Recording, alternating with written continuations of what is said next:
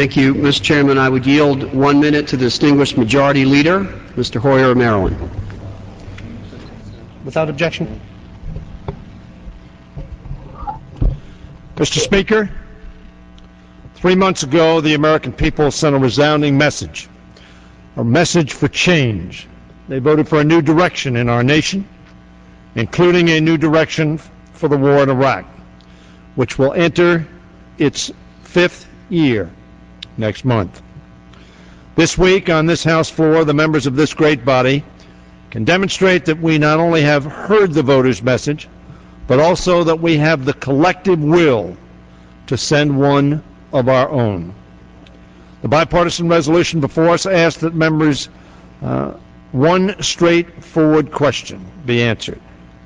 Do you approve of the President's proposal to deploy more than 20,000 additional troops in Iraq, or do you not? Thus, this resolution is a clarifying moment for the members to say precisely where they stand on the President's plan. There is little doubt that our Iraq policy is not succeeding. Our Commander-in-Chief, President Bush, acknowledged on this floor last month during his State of the Union address that, and I quote, "Whatever you voted for, you did not vote for failure. I voted for the authorization, and I did not vote for failure.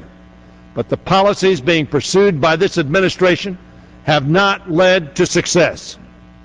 After nearly 4 years at war, after more than 3,100 of our finest sons and daughters have given the ultimate measure of sacrifice in Iraq, after more than 25,000 have been wounded, after the expenditure of more than $400 billion on this war effort by the American taxpayer, our success seems as remote as ever."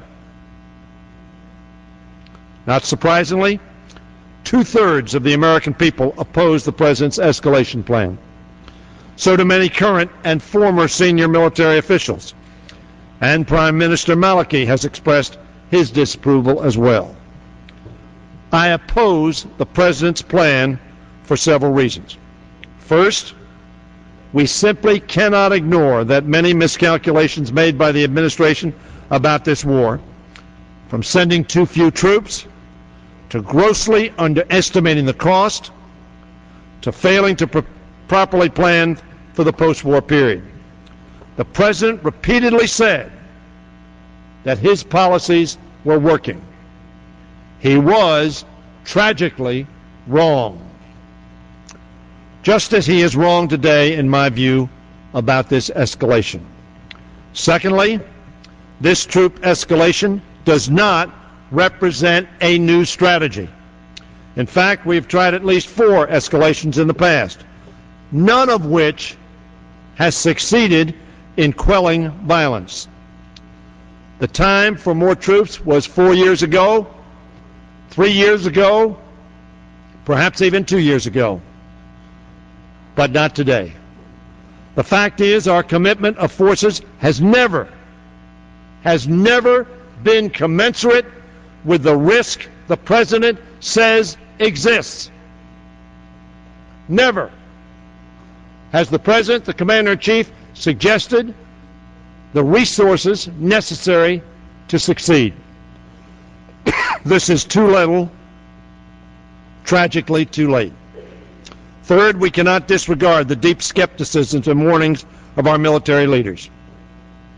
General Abizaid, not just another soldier, but the former chief of the Central Command in charge of our effort in Iraq, has stated that, and I quote, "More American forces prevent the Iraqis from doing more, from taking more responsibility for their own future."